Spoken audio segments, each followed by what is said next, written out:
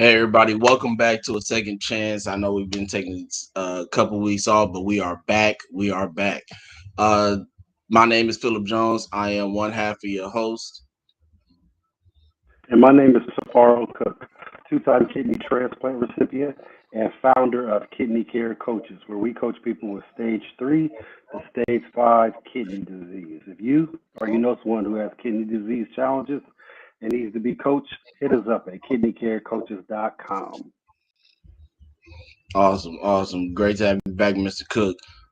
Today we have an awesome guest. I know a lot of people on LinkedIn know Tim, follow his show as well. Tim, how you doing today? I'm doing great. Thank you so much for having me, Philip and Tafaro. I really appreciate it. We appreciate you joining us. Like I said, it was gonna be real quick. It's coming to you, so go ahead and you like I said, introduce yourself or tell your story, and we'll come back with the questions when you get done. Yeah, sure. So, hey everybody, I'm back. I'm Tim Sohn. I live here in Pennsylvania. I'm a dad. I'm a husband. I'm also a 15-year cancer survivor. Uh, in 2008, I was 26 years old and I was diagnosed with chronic myeloid leukemia. And so what happened was I had found some purple blotches or bruises on my legs, and I went to my primary care physician. And what happened was they did some blood work, and so they took the blood work. They got the results. They called me up and they said, "You need to go to the hospital right now." So I went to the hospital 2 hours away and ended up staying in the hospital for I think it was 4 days at Westchester Medical Center in Valhalla, New York, and I was diagnosed with chronic myeloid leukemia.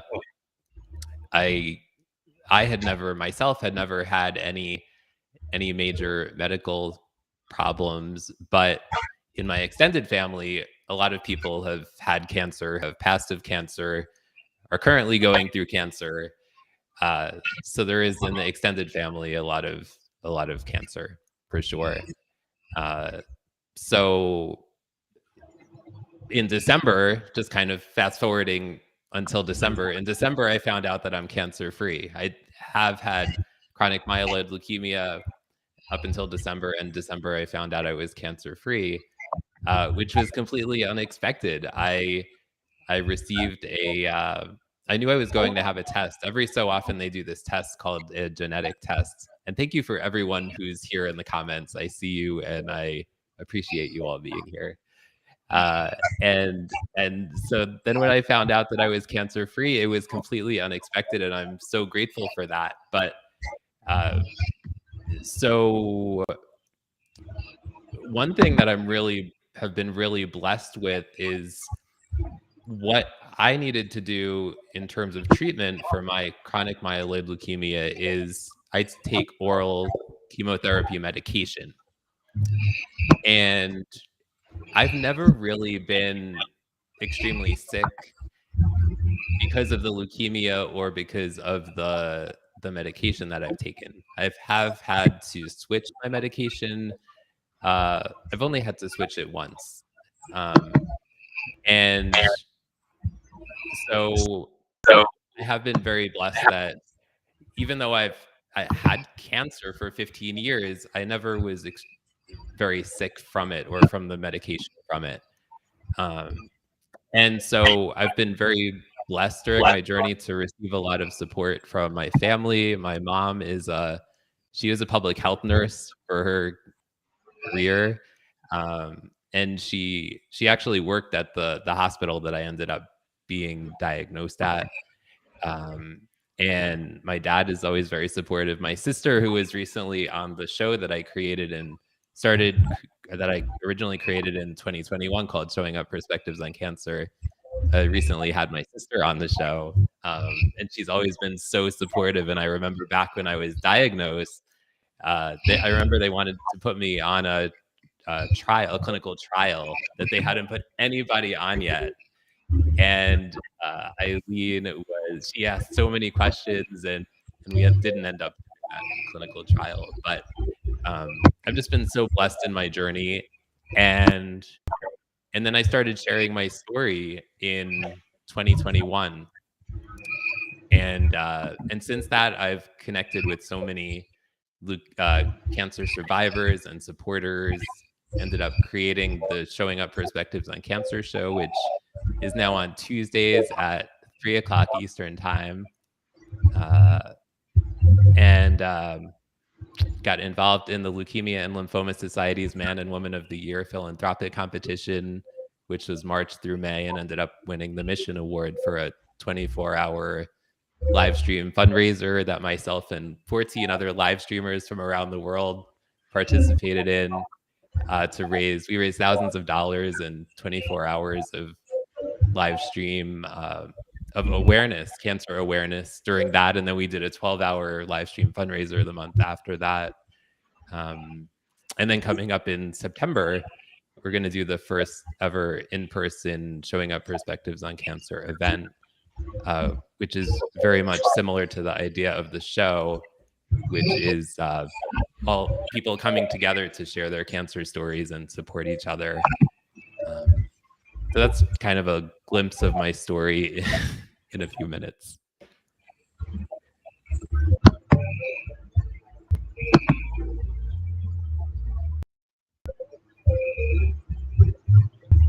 Yeah, yeah, that's an awesome story. Let me ask you one question though. What was your first thoughts and walk us through emotionally how you felt when you first was diagnosed?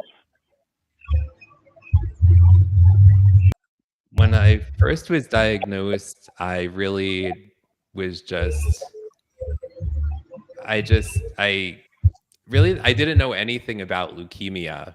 The only thing I knew about leukemia was when I was in elementary school, I knew one of my classmates had died from leukemia. Uh, that's really the only thing I knew about leukemia. So I just had so many questions. I didn't know how it would affect my life at all. It was just all unknown to me. So it was really just, it was just the unknown. I guess my initial reaction was, what now? Like, what are options? How's this going to affect my life?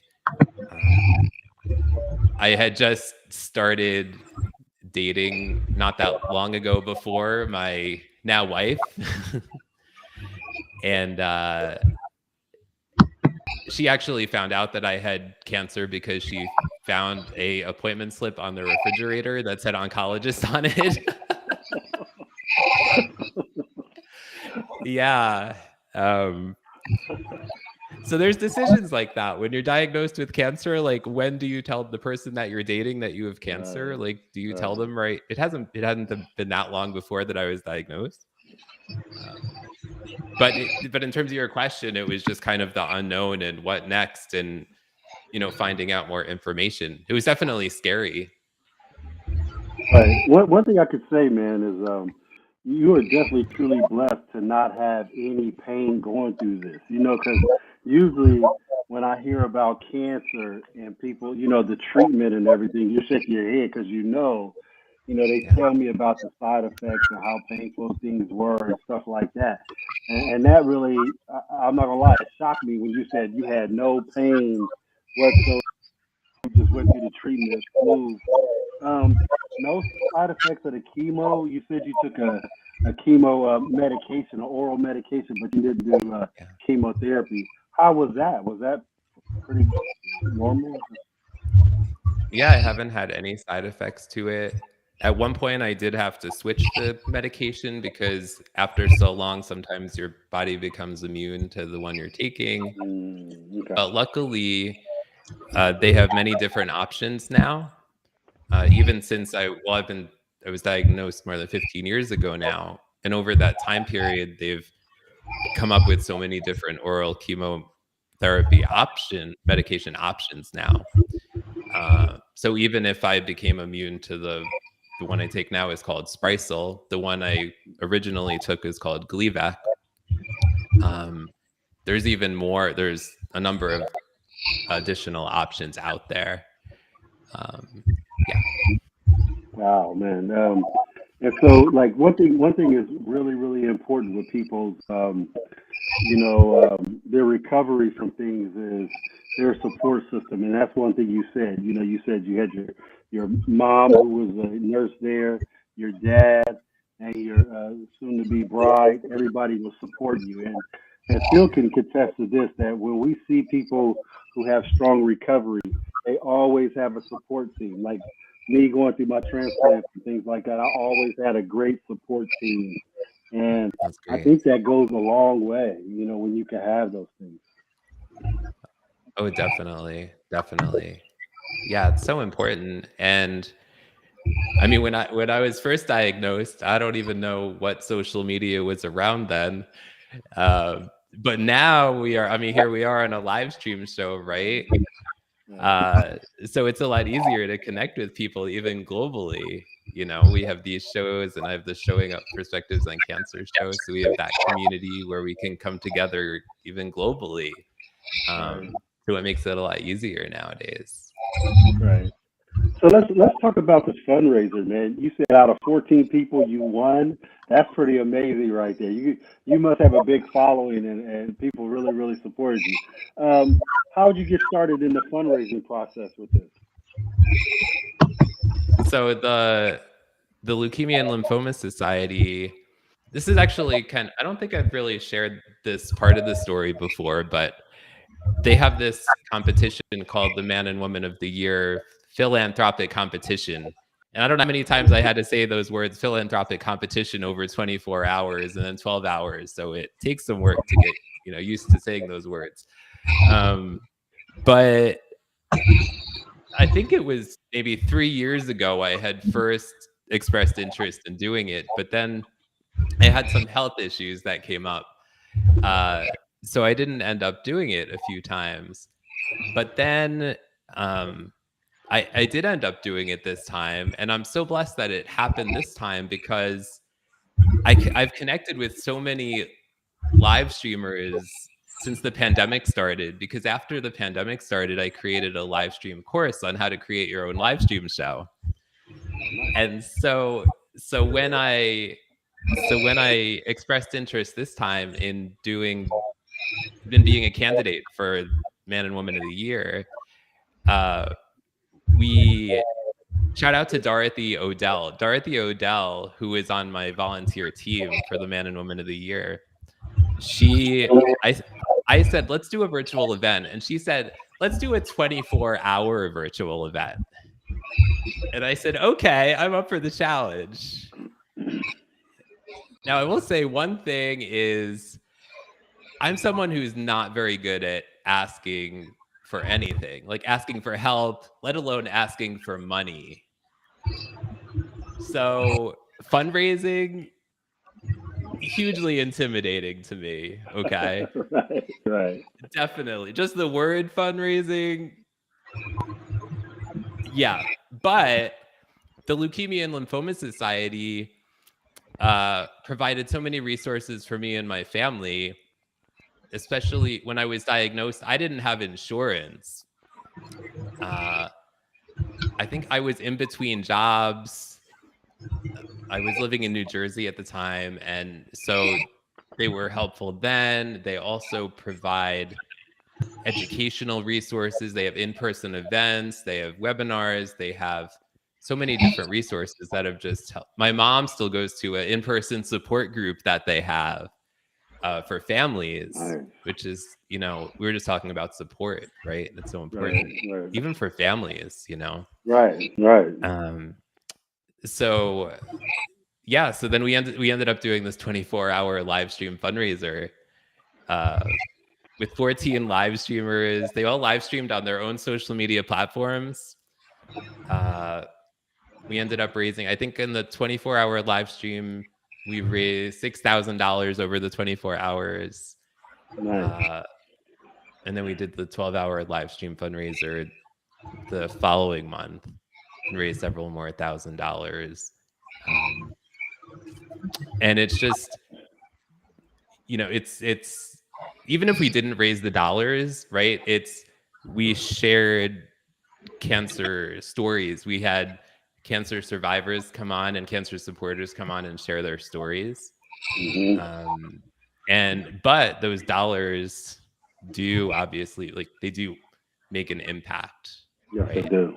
Because cancer is so expensive, Right. you know. Right. And shout out to all of you who are here. I see Jen Russman just popped in. Hey Jen, it's great to see you. I just saw her a few weeks ago at a LinkedIn local event in Connecticut for the first time. Okay. So welcome, Jen. Hey, Tim, we have a question for you, and I want to read the question, and I think it's a question. The question is from I think it's Marcel. I really can't see it too well, but she says, There we Tim. go.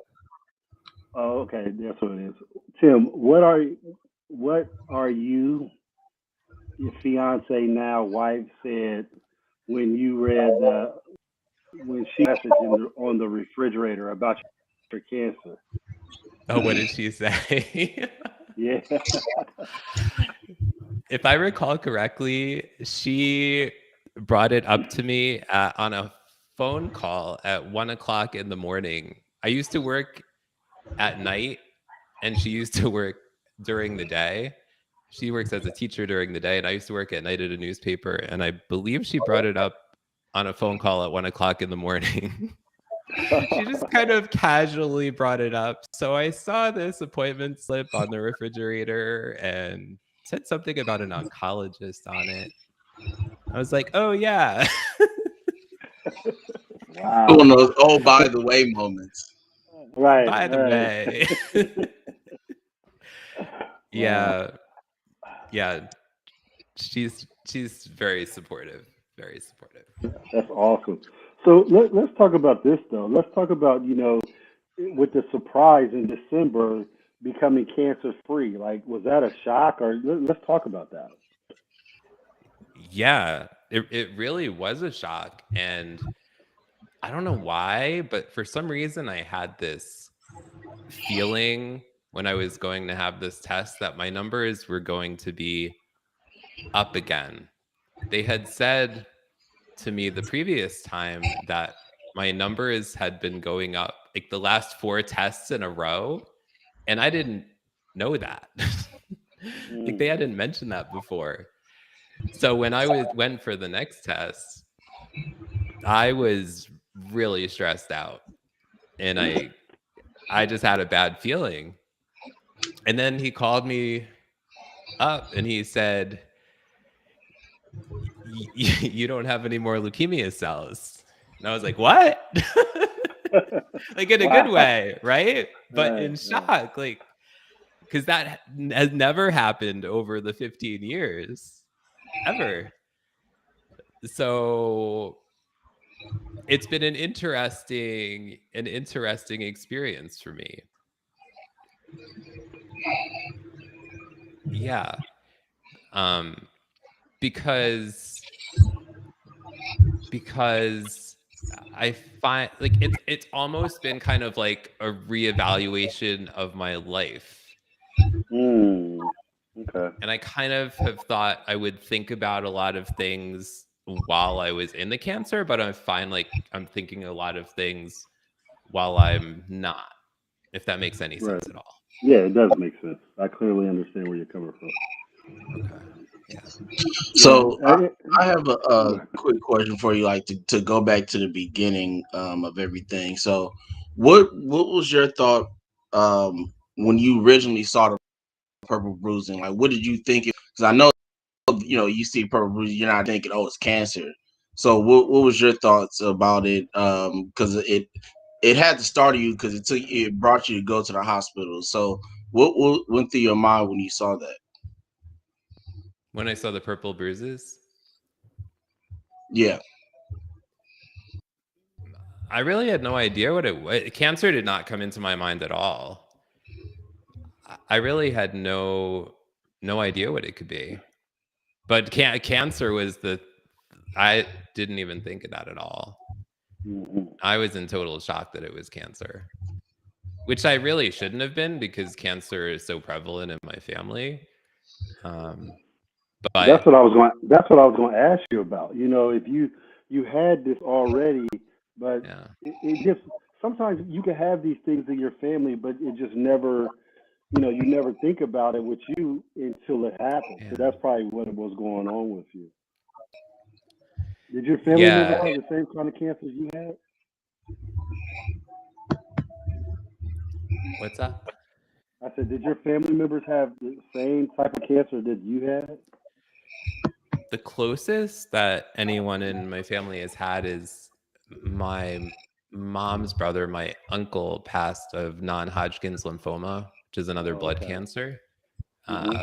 But that's the only other person in my family that's had a blood cancer. So it's kind of related. Yeah. And I do want to shout out Jenny Gold. Jenny Gold is Yeah. her show is the first place where I shared my cancer story. So thanks for being here, Jenny. Yeah. Hi, And Jenny. all of We you. like her. Yeah, Yeah. Jenny's cool. Yeah, she's been on our show before as well. Yeah. Oh, awesome. Yeah. Yeah. Hey, Hi, Jenny. Jenny. Yeah. You You're know, welcome. it's pretty remarkable when we talk about cancer because you know Phil and I we're really familiar with transplants. You know, heart, lung, kidneys, all those things. You know, solid organ and stem cell. But when it comes to cancer, there's so many variations of it, and Yeah. it's really diverse, and there's so many different ways of treating it. You know what I mean? So Yeah. do you know like when people come to you, do you know the different types and how to work with people like that, or do you just are you just familiar with your type, or what is it?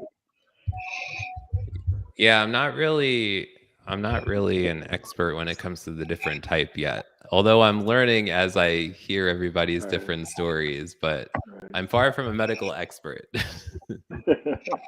But the Yeah. awareness is so good because when you hear something new, you even research it a little bit and you go, oh, Yeah, okay, now I know about that. You know, so it just opens you up. It for expands sure. you more when you hear about other people's stories and stuff. And I know it feels good when you tell your story and people can resonate with it, man. There's nothing like that. You know, I think personally, there's not a dollar in the world that can bring the euphoria you feel when you help others. It's not about, a financial gain. It's about just more of a holistic spiritual gain that you feel so strong when you can help people. This, with the fundraiser, with you when you're helping when we're helping kids and doing all types of things. I think there's no other better feeling than that. That's just me. Yeah, I definitely agree. I definitely agree with that. And bringing people together, Right. to connect them, and so many people that come together on the show, they connect in the comments, they get to know each other, they share their stories in the comments, um, Hmm. which is which is great. Um, Right. I'm just honored that they trust the space to show up and share, you know, just like you guys right here. Yeah. All right. Well, we're gonna take a quick break and go to a commercial, and we'll come back with more questions for Tim.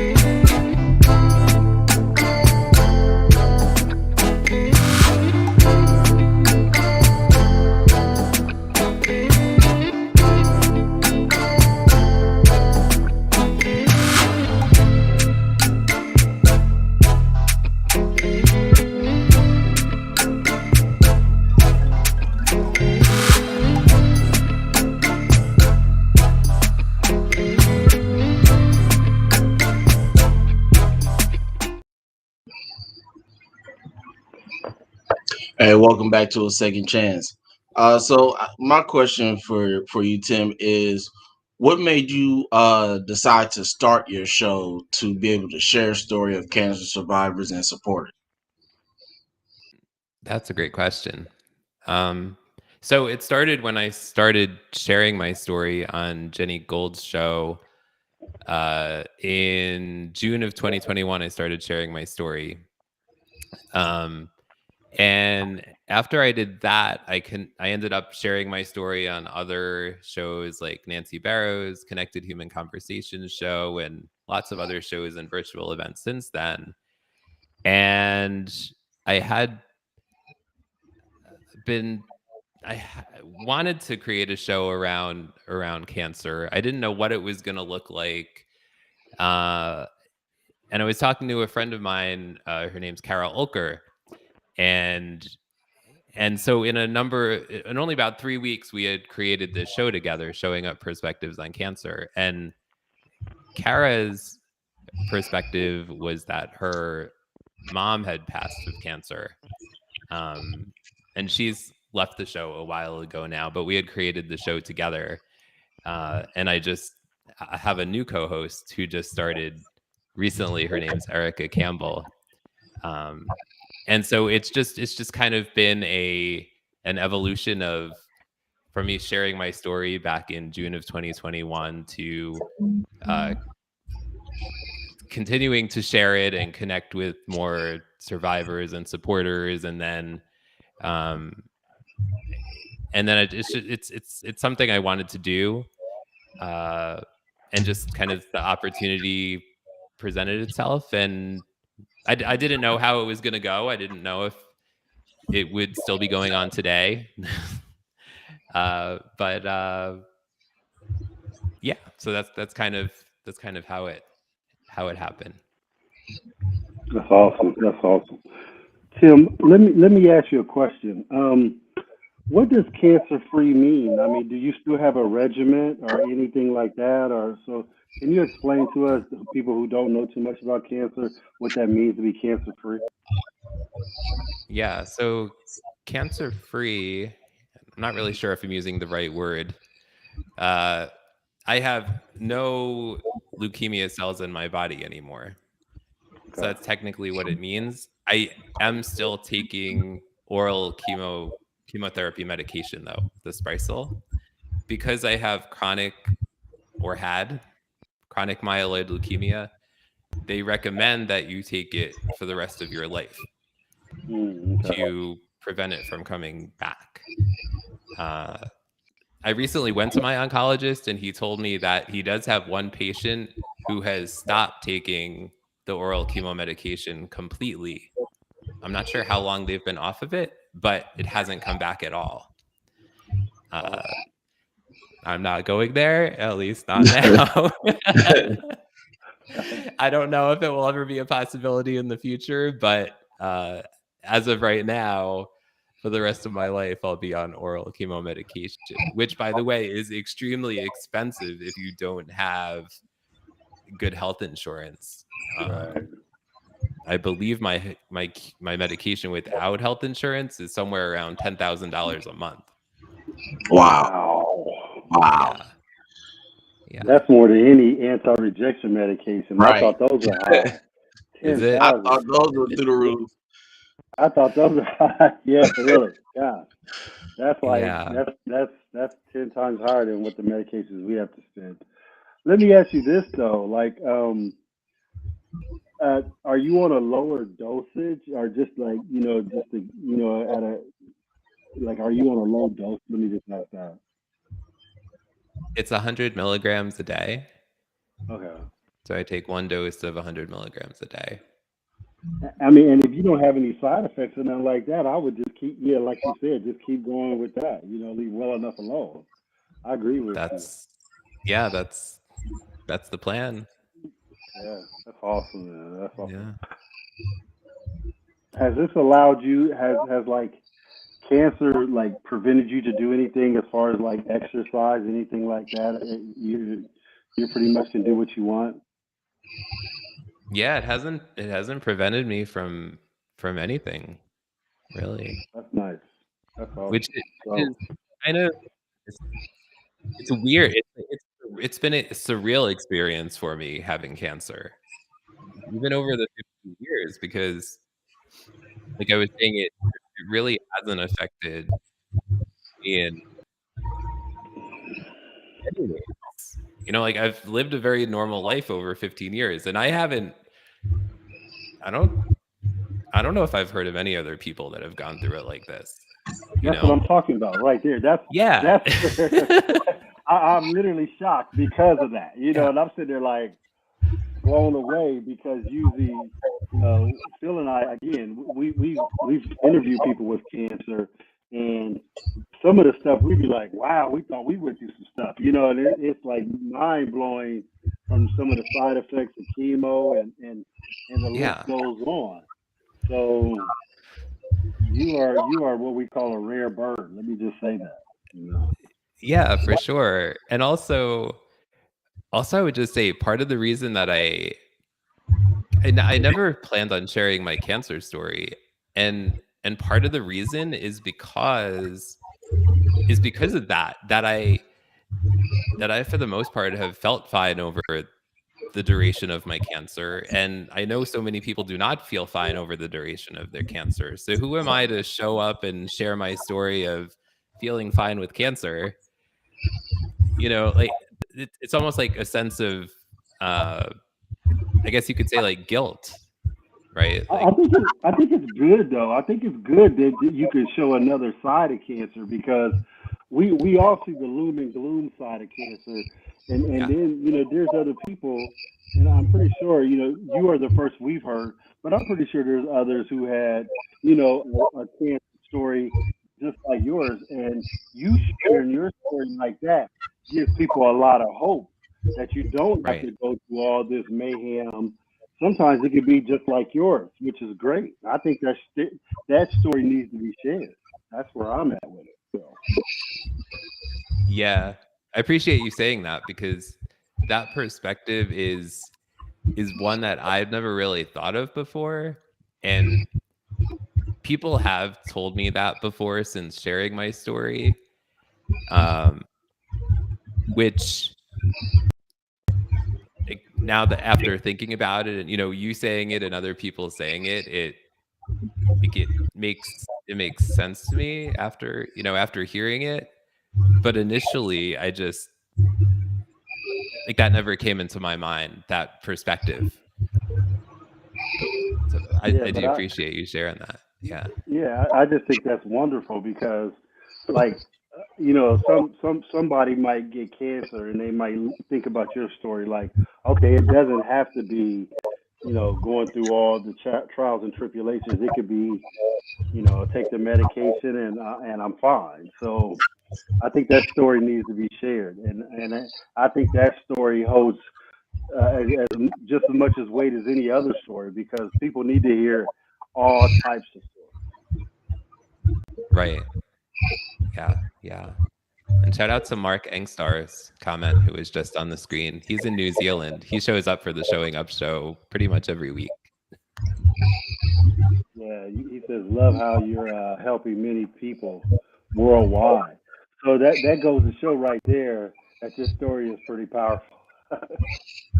Right. That. These people wouldn't show up and give you so much love if the story wasn't powerful. So I'm thinking it's powerful. So I'm happy with it. That's for sure. Definitely, definitely. So Tim, where do you see your show going from here? I know you said you have the in-person event coming up next month. Where are you trying to take your show? And are you trying to hit certain things, or are do you have a goal line for the show? So, but the show really right now is focused around cancer survivors and cancer patients and cancer supporters sharing their personal journeys. And I really foresee that continuing on the show. I've really been exploring, I really consider the show to be part of a movement. Um, so there's the show, there's the in-person event, and then there's other things that I'll be announcing down the line. Um, but I really consider the show to be just part of a platform, I guess. You know, I'm really passionate about encouraging cancer patients, survivors, supporters to use their voice and share their story. Um, and yeah, so with the show very much continuing what we've been doing, uh, and stay tuned for future things coming down the road. Awesome, awesome. Well, Tim, thank you for coming on our show. I don't have any more questions. Phil might have some questions. It was really nice meeting you, and it was great hearing your show, hearing your story, man. It's pretty powerful, and thanks. And we continue. I'll just continue to give you all the blessings in the world, man, for sure. Thank you so much. Thank you so much for having me. I really Oh, it appreciate was it. our pleasure. So there you got the story from Tim himself. Awesome 15-year cancer survivor. Um, we a second chance announcement on motivational Mondays, but a second chance will be coming out with a magazine at the end of this month. That will also be called a second chance. And so we're just looking for more support. Trying to have more followers and things of that nature. So the people who are already supporting us, we appreciate you. We love you. And we'll definitely be back next week. Next Sunday, we have our donors panel, our living donors panel. So I'm looking forward to that. The 21st, we have a collaboration with Trish Phillips and the Multicultural Miracle Donors Foundation, with our guest Tanisha McCall, who's their at large board member. August 28th, we will have our panel. That I'm really looking forward to, because we definitely need, just like we need to show the love to the donors, we definitely need to show the love to the kids as well, because they're just Yes, as important as the donors, because without their help, we don't get through what we had to go through. So I definitely agree. got to show love to the caregivers. So Tim, we appreciate you coming on our show. Definitely looking forward to your show tomorrow at 12 noon Pacific time, 3 o'clock Eastern. So I'll definitely will see you tomorrow. So again, Mr. Cook, great to have you back, and we'll Thank see you. you all next Sunday. All right.